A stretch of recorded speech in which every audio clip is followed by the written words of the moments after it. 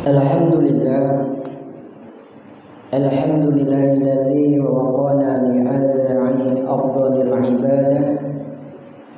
Asyhadu an la ilaha illallah wahdahu la syarika lah, Rabbul 'arsyi wal 'ardi was samawati. Asyhadu anna Muhammadan 'abduhu wa rasuluhul mu'ayyad bi afdhalil ayati wal mu'jizat. Sallallahu ala sayyidina Muhammadin wa ala alihi wa ashabihi bi hasab. Taqabil awqati was sa'ati was salim tasliman katsira. Amma ba'd, fa ya ibadallah, ittaqullaha haqqa tuqatih wa la tamutunna illa wa antum muslimun. Hadirin sidang Jumat yang dimuliakan Allah Subhanahu wa taala. Sebagai hamba Allah, sudah seharusnya kita senantiasa bertakwa kepada-Nya dan meningkatkan ketakwaan itu dengan selalu mentaati segala yang diperintahkan dan menjauhi segala yang dilarang olehnya dengan penuh kesadaran, kesabaran dan keikhlasan hati karena Allah Subhanahu wa taala. Dengan demikian, mudah-mudahan kita termasuk ke dalam hamba yang selalu mendapatkan hidayah dan rahmat-Nya, selamat dan bahagia baik di dunia dan di akhirat. Ma'asyiral muslimin, jamaah salat Jumat yang dimuliakan oleh Allah. Hasud merupakan sifat tercela yang sangat berbahaya dan berdampak buruk bagi pelakunya sendiri. Bahkan dapat merusak tatanan kehidupan beragama di tengah masyarakat karena dampaknya yang sangat jauh dan kemana-mana. Karena waktu yang jahat itulah, maka Nabi Muhammad sallallahu alaihi wasallam melarang umatnya berlaku hasud dan dengki. Sebagaimana sabda Nabi Muhammad sallallahu alaihi wasallam yang diriwayatkan oleh Imam Bukhari berikut ini. La tahassadu, janganlah kamu saling hasud. Wa la tuqata'u, janganlah saling putuskan hubungan. Wa la tabaghadu wa la tadabbaru wa kunu ibadallah ikhwata kama amarakumullah. Dan jangan saling membenci, belakang membelakangi. Jadilah kamu sebagai hamba Allah yang bersaudara, sebagaimana yang diperintahkan oleh Allah kepada kamu. Dalam salah satu sabda Nabi Muhammad sallallahu alaihi wasallam juga menyatakan bahwa kebencian dan kedengkian merupakan penyakit yang menyakiti umat-umat di masa lalu. Sehingga beliau berpesan bahwa umat manusia belum sempurna imannya apabila belum saling kasih-mengasihi antar sesama.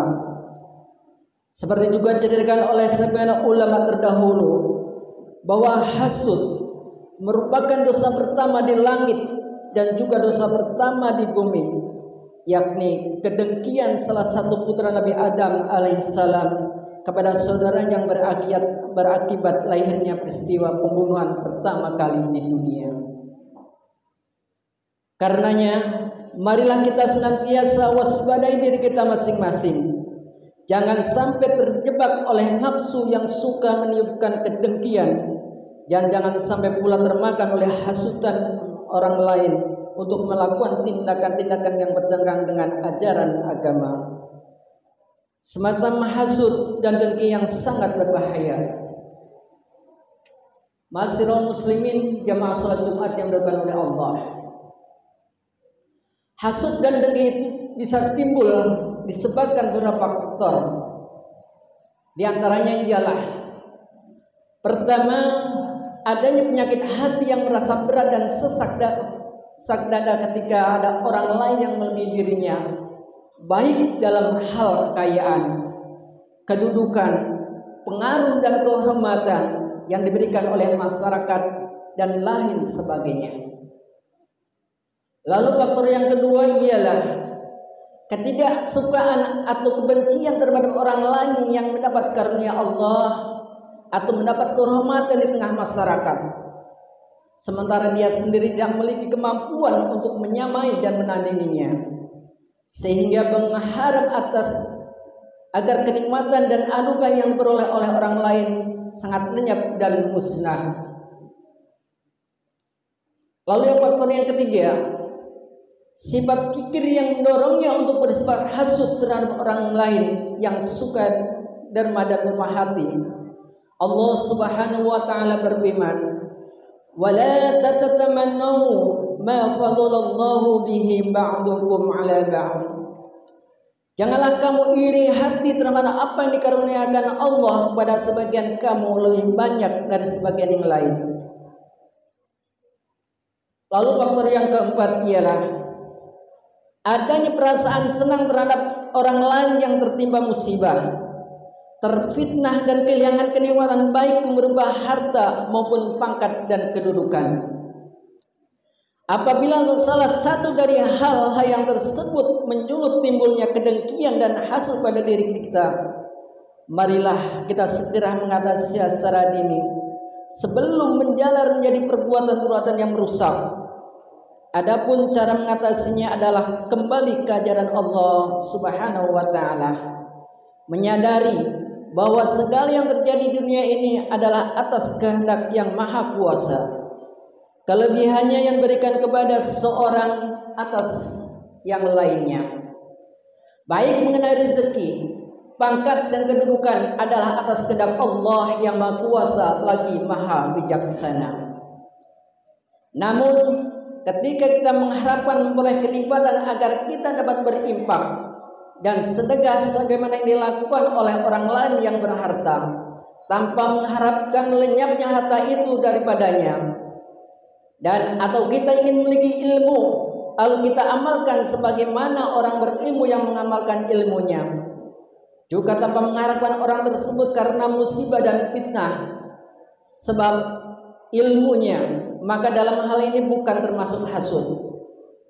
Dalam masalah kedua yang terakhir ialah bukanlah termasuk hasud yang dilarang sebagaimana yang terangkan dalam hadis Rasulullah sallallahu alaihi wasallam. La hasada illa bisnataini rajulan atahu Allahu malan fasalatahu ala halaqatihi fil haqq wa rajulun atahu Allahu ilma fa huwa ya'malu bihi wa yu'allimuhu an-nas. Tidaklah adalah hasud yang diperkenankannya melainkan dalam dua perkara. Yang pertama yaitu orang yang diberi Allah harta lalu ia membelanjakan dalam kebenaran atau yang hak hingga habis. Dan orang yang dikaruniakan ilmu lalu ia mengamalkan ilmunya dan mengajarkan kepada manusia. Sebagai muslim jangan sampai kita buka potensi-potensi kedengkian di tengah masyarakat.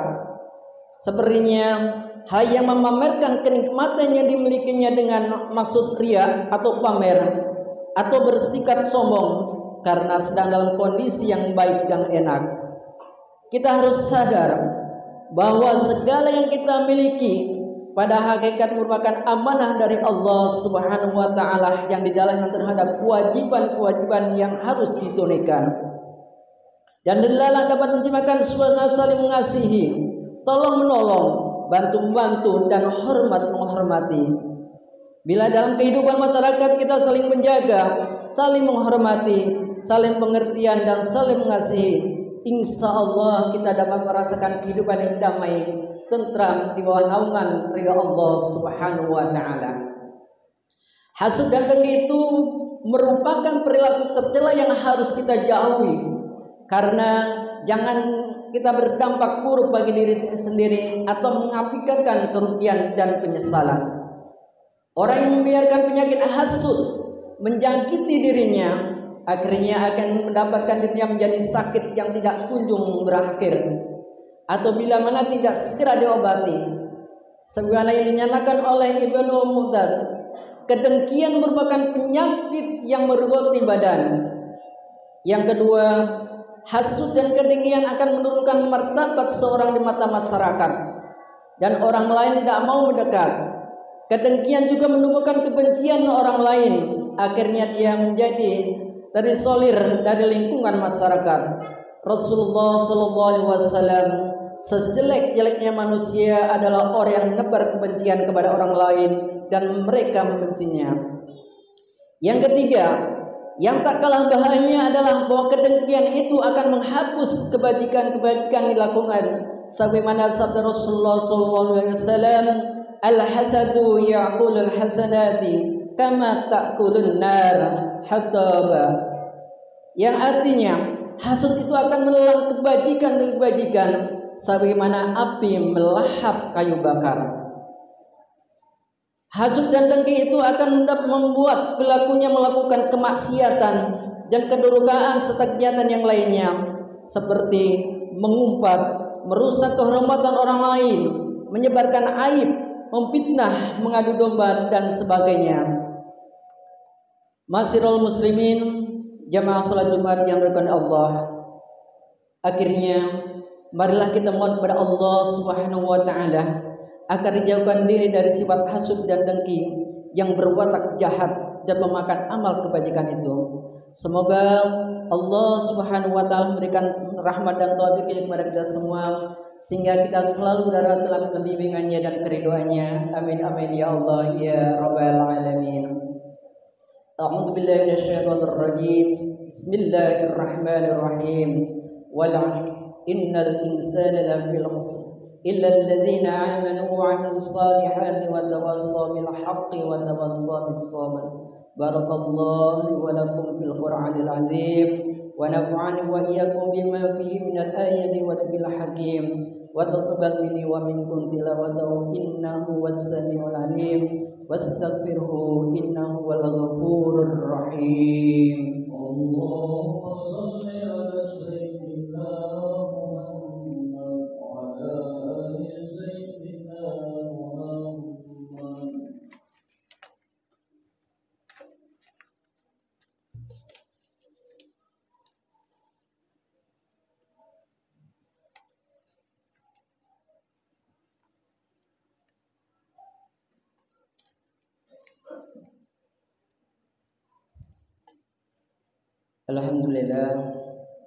Alhamdulillahirabbil alamin wa bihi nasta'inu ala umuri dunya wassalatu wassalamu ala asyrofil anbiya'i wal mursalin wa ala alihi washabbihi ajma'in.